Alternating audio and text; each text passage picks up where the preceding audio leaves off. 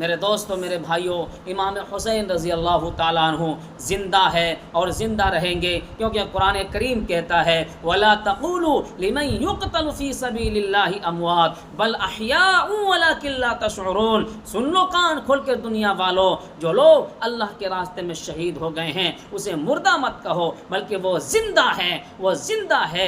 कमर के अंदर उनकी जन्नत की खिड़कियाँ खुली हुई है, अल्लाह की तरफ से उनको रोज़ी का इंतज़ाम किया जाता है।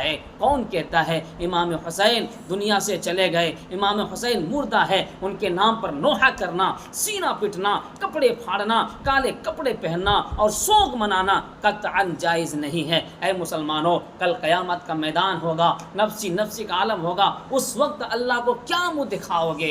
यही मुँह दिखाओगे हम इमाम हुसैन को इमाम हुसैन के नाम पर डंडोत करके आए हैं? क्या यही मुँह दिखाओगे हम इमाम हुसैन का पैगाम को ठुकरा करके आए हैं?